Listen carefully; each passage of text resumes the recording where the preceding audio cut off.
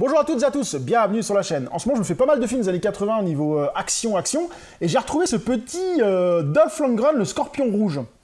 C'est une machine à tuer, il a toujours joué leur jeu, jusqu'à maintenant.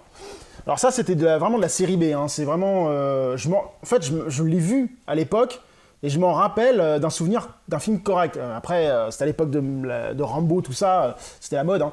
Donc je sais pas du tout si ça a bien vieilli ou pas. Alors, avis de justice, il prépare sa revanche. L'agent soviétique Nikolai, un tueur patenté.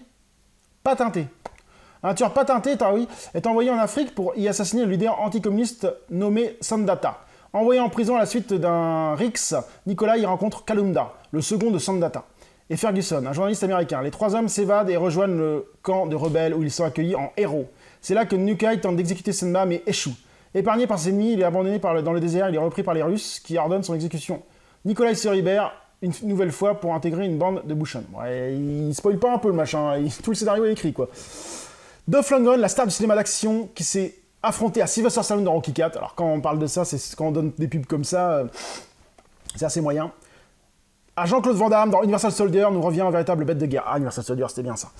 Donc on va se refaire ce petit Scorpion Rouge. C'est parti!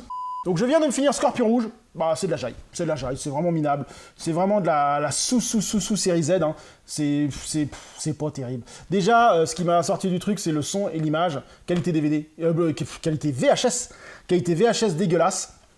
Franchement, c'est infâme à voir, alors il faudrait le racheter en Blu-ray, mais je le rachèterai pas vu le film de merde.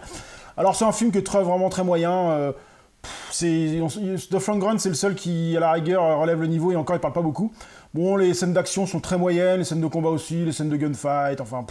ça reste un film vraiment très en dessous de ce qu'il y avait à l'époque, qui ne vaut pas vraiment le détour, hein, avec les voix françaises VF dégueulasses, je vais te tuer, ah oui, tu vas me tuer, ainsi de suite. Non, franchement, ça reste plutôt nanarlesque.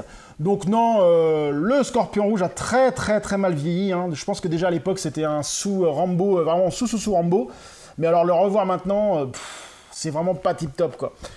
C'est dommage, parce que le speech était pas trop dégueulasse, hein, un peu de la baston, quoi, mais bon.